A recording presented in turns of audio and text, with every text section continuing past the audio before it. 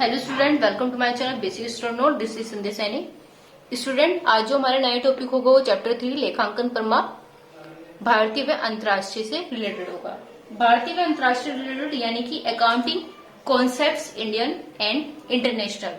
ठीक है स्टूडेंट, जो हमारा यहाँ पर स्टार्ट होने जा रहा है। तो स्टूडेंट, आज हम इसके बारे में बताएंगे कि लेखांकन प्रमाप भारतीय व अंतर्राष्ट्रीय क्या होता है, और इसी से रिलेटेड हम आपको साथ में ये भी बताएंगे कि एग्जाम में किस तरीके से क्वेश्चन बनकर आते हैं। ठीक है स्टूडेंट, तो चलिए देखते हैं। ये क्वेश्चन बहुत अच्छे से ध्यान से देखिएगा स्टूडेंट, वीडियो को कंटिन्यू देखें ताकि आपको वीडियो अच्छे से समझ में आए, क्योंकि ये हमारे थ्योरिकल वीडियो है जिसमें हम अच्छे से समझाएंगे लेखांकन प्रमाप और भारतीय व अंतर्राष्ट्रीय के बारे में। ठीक है स्टूडेंट, चलिए देखते हैं। तो स्टूडेंट, सबसे पहले क्या दे रखा है हमारा समरूप लेखांकन प्रमाप कस्टम्स ये कानून। ठीक है, कस्टम और पेशेवर निकाय द्वारा लेखाकार पर लगाई गई आचार संहिता होती है किसमें, लेखांकन प्रमाप में। तो जो लेखांकन प्रमाप है वो स्टूडेंट कब शुरू किया गया, 1973 से अंतर्राष्ट्रीय लेखांकन मानक समिति के द्वारा अंतर्राष्ट्रीय लेखांकन मानक जारी किया गया। ठीक है, अंतर्राष्ट्रीय यानी कि यहाँ पर विदेशी देशी दोनों के बारे में एक तरीके से बात की गई है। तो यहाँ पर जो 1973 में यहाँ पर अंतर्राष्ट्रीय लेखांकन मानक समिति हमसे एग्जाम में पूछा जाता है कि कब शुरू की गई, तो आप बताएंगे 1973। उसके बारे में बताइए। तो स्टूडेंट आप क्या लिखेंगे, समरूप लेखांकन प्रमाप कस्टम। कस्टम यानी कि यहाँ पर एक कानून के द्वारा बात की गई है और पेशेवर निकाय द्वारा लेखाकार पर लगाई गई आचार संहिता से है। तो स्टूडेंट यहाँ पर जो हमारा लेखांकन परिमाप है वो ये है। सबसे पहले हम क्या देखेंगे, हमारा पहला टॉपिक है लेखांकन प्रमाप का अर्थ। तो लेखांकन प्रमाप का अर्थ सबसे पहले जाने कि लेखांकन प्रमाप क्या होता है, इससे रिलेटेड ये किस क्वेश्चन किस तरीके से बनकर आता है। ठीक है, तो यही अगर आप लेखांकन प्रमाप का अर्थ जान जाएंगे तो आप आसानी तरीके से उसे बता सकते हैं एग्जाम में इसको थ्योरिकल से। चलिए देखते हैं आगे। लेखांकन प्रमाप का अर्थ जैसे कि यहाँ पे दे रखा है, व्यवसायिक भाषा में लेखांकन वित्तीय परिणाम को बताता है। लेखांकन के जो भी नियम होते हैं वो भौतिक विज्ञान की भांति व कठोर नहीं होते हैं। ठीक है, इसका क्या होता है, उचित लेखांकन मानकों का गठन लेखांकन की भाषा को विकसित करने के लिए किया गया है। ठीक है, तो यहाँ पर जो अंतर्राष्ट्रीय है इसका लेखांकन नीतियों, प्रथाओं और दिशा निर्देशों को भी कहा गया है। ठीक है, तो यहाँ पर सिर्फ एक ही बात नहीं की गई है, उसने यहाँ पर नीतियों के बारे में, प्रथाओं, दिशा निर्देशों के बारे में भी बात की गई है। तो यहाँ पर क्या निर्देश देता है, यह निर्देशित करता है कि वित्तीय विवरण बनाने के लिए खाते बनाए जाने चाहिए। ठीक है, खाते भी हमारे कई तरीके के होते हैं, जैसे कि हम आगे बताएंगे आपको। वार्षिक प्रतिवेदन प्रस्तुत किया जाना चाहिए। मानकों का मुख्य उद्देश्य उपयोगकर्ताओं को जानकारी प्रदान करना, जिसके आधार पर खातों का तैयार किया जाता है। लेखा मानक का निर्माण हेतु विभिन्न उद्यमों के वित्तीय विवरणों की तुल्यता सुनिश्चित की जा सकती है। तो सीधा सिंपल विवरण में मैं आपको बता दूं कि ये पूरी बात किस पर की गई है, ये एक समरूप व निश्चित नियम के लिए समरूप के बारे में बात की गई है, जहां पर अंतर्राष्ट्रीय लेखांकन प्रमाप समिति विकसित किए जाते हैं। तो इसी के बारे में क्या है, जितनी भी अंतर्राष्ट्रीय लेखांकन प्रमाप समिति विकसित की जाती है उसी के लेखा के लिए हम एक व्यवसायिक यानी कि एक व्यवसायिक भाषा को तैयार करते हैं जो हमारा लेखांकन होता है। ठीक है, और उसके अंदर हमारा वित्तीय विवरण परिणाम लिखा जाता है। तो हमारा ये सबसे मेन टॉपिक था जो हमने आपको बताया, लेखांकन प्रमाप का अर्थ। चलिए नेक्स्ट टॉपिक देख लेते हैं। स्टूडेंट, जैसे कि आप देख रहे हैं लेखांकन प्रमाप के उद्देश्य बताइए, यानी उद्देश्य के बारे में यहाँ पर लिखा है। तो उद्देश्य के कुछ टॉपिक हैं जो हम आपको बताएंगे, उस टॉपिक को भी आप अच्छे से समझ लीजिए क्या आने वाला है। चलिए देखते हैं। यहाँ पर आप सभी को दिखाई दे रहा होगा, पहला टॉपिक हमारा यहाँ पर है विविध लेखांकन की एकरूपता लाना। लेखांकन परिमाप में हमारी एकरूपता होना बहुत जरूरी है। सेकंड टॉपिक में वित्तीय विवरणों की तुलना संभव होना। वित्तीय लेखांकन प्रमाप में हमारा क्या होता है, वित्तीय विवरण की तुलना संभव दोनों चीज होनी बहुत ज्यादा जरूरी है। थर्ड पर व्यवसायिक वित्तीय स्थिति का प्रभाव निश्चित करना, इन चीजों की जरूरत होती है। फोर्थ नंबर पर लेखांकन प्रक्रिया व सिद्धांतों की परिवर्तन में नीतियों का उजागर करना। एंड लास्ट है हमारा फिफ्थ, फर्म के आंतरिक व बाह्य तुलनाओं में संभव करना। ये सिंपल सी बात है, जब हम किसी लेखांकन प्रमाप में करते हैं भारतीय व अंतर्राष्ट्रीय में, तो वो हमारा आंतरिक भी होता है और बाह्य भी होता है, यानी कि अंदर से और बाहर से, यानी कि आने वाला और जाने वाला कह सकते हैं, विदेशी और विदेशी। ठीक है स्टूडेंट, ये चीज आपको समझ में आई। नेक्स्ट टॉपिक देखते हैं। हमारा नेक्स्ट टॉपिक है भारतीय लेखांकन का प्रमाप बोर्ड। ये भी बहुत ज्यादा इम्पोर्टेंट है, ये इसके बारे में जानना बहुत जरूरी है। ये अच्छे से समझिएगा क्योंकि ये बहुत मोस्ट इम्पोर्टेंट है। ठीक है स्टूडेंट, चलिए जैसे कि आप देख रहे हैं भारतीय लेखांकन प्रमाप ASB इसको बोला जाता है, उसकी फुल फॉर्म है accounting standard board on India. ठीक है, तो भारतीय चार्टर्ड अकाउंटेंट को भारत में लेखांकन की विधि का समरूप करने के लिए लेखांकन प्रमाप बोर्ड का गठन 21 अप्रैल 1977 को हुआ।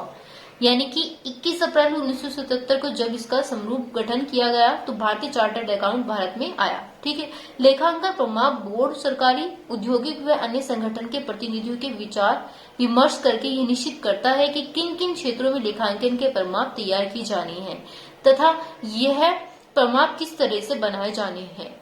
ठीक है, तो ये चीज हमारी यहाँ पर दे रखी है स्टूडेंट। तो लेखांकन प्रमाप बोर्ड हमारा, इसकी डेफिनेशन पूछ ली जाती है। ठीक है, इसके बारे में पूछ लिया जाता है, इसकी फुल फॉर्म पूछ ली जाती है। एएसबी डायरेक्ट फुल एएसबी भी दे सकता है वो आपको कि एएसबी के बारे में बताइए। तो एएसबी क्या होता है? भारतीय लेखांकन प्रमाप बोर्ड होता है। तो ये आपने अभी समझा।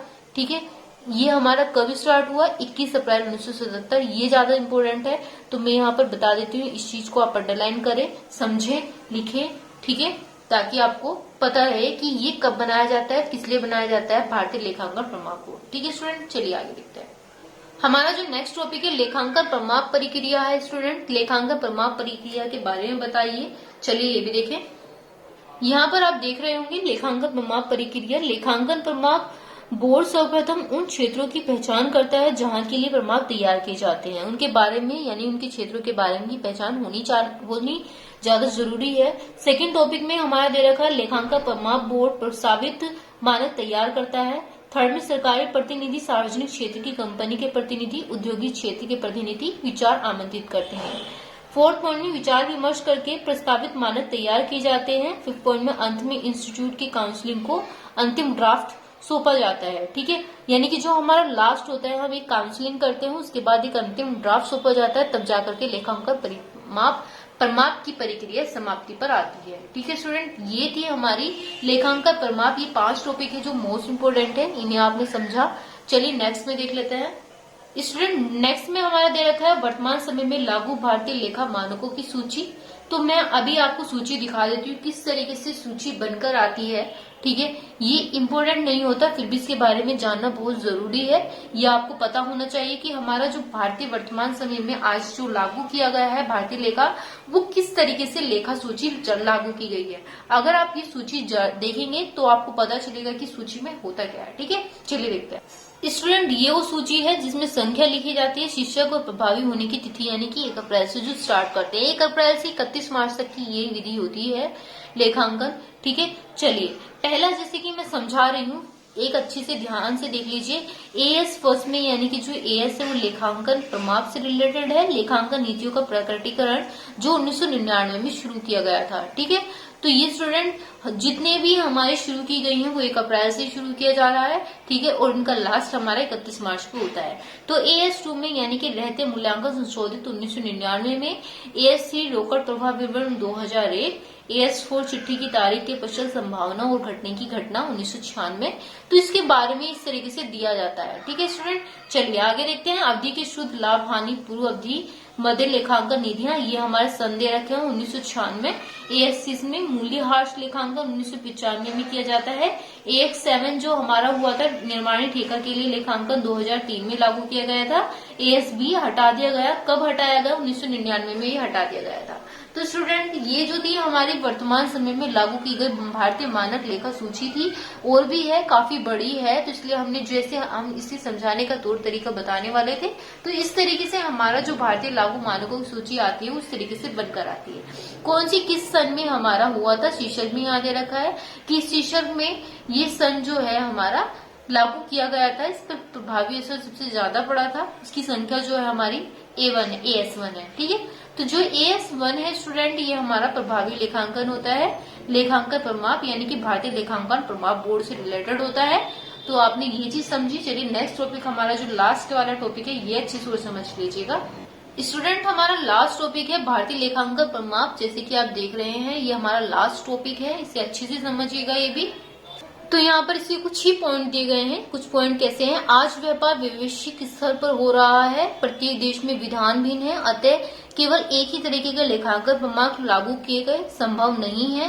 भारत में IFRS, ठीक है, अंतर्राष्ट्रीय लेखा मानकों को न अपनाकर भारतीय लेखा मानकों को अपनाया गया है। तो IFRS ये हमारी अंतर्राष्ट्रीय लेखा थी, ठीक है, लेकिन हमने अंतर्राष्ट्रीय लेखा को नाप ना करके अपनी ही एक भारतीय लेखा मानक तैयार किया है, जो कि अभी मैंने सूची दिखाई थी। ये मानक अंतर्राष्ट्रीय मानकों को भी प्रभावित करते हैं। ठीक है स्टूडेंट, यही मानक हमारे क्या होते हैं, मानकों को यानी कि अंतर्राष्ट्रीय मानकों को प्रभावित करते हैं, यानी इंटरनेशनल जो होते हैं हमारे। इन मानकों को इंडियन अकाउंटिंग स्टैंडर्ड यानी कि INDAS कहा जाता है। स्टूडेंट इसकी फुल फॉर्म याद रखिएगा, मोस्ट इंपोर्टेंट है IND, ये आपसे पूछ ली जाती है। ठीक है, कंपनी अधिनियम 2013 के अंतर्गत बताए गए INDAS कंपनी पर लागू किए गए, वो किस तरीके से लागू किए गए मैं आपको बता दूं। पहला पॉइंट में स्कंद विनिमय के अंतर्गत आने वाली कंपनी। सेकंड नंबर पे है जिन कंपनियों का शुद्ध मूल्य 250 रुपए करोड़ या इससे अधिक हो। थर्ड पॉइंट पे इन कंपनियों का अधिकृत सहायक संयुक्त साहस कंपनी। उपयुक्त कंपनी में अतिरिक्त कंपनियां INDAS को इच्छित रूप से स्वीकृत कर सकती है। तो स्टूडेंट ये जो थी हमारा जो टॉपिक था आज का वो ये था।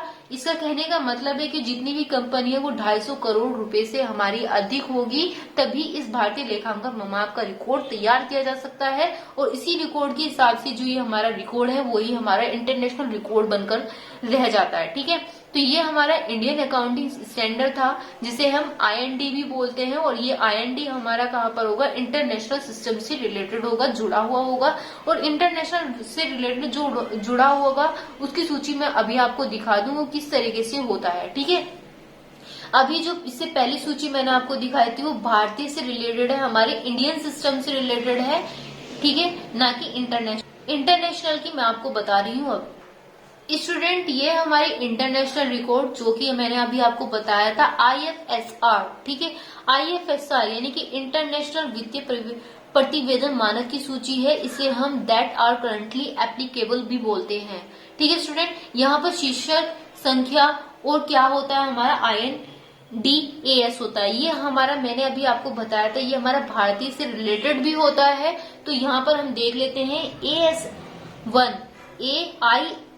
AS1 में वित्तीय विवरण की तैयारी जो की जाती है वो INDAS के 1 में की जाती है। ठीक है, इसी तरीके से IAS2 स्कंद यानी कि स्टॉक जो होता है हमारा INDAS2 में होता है।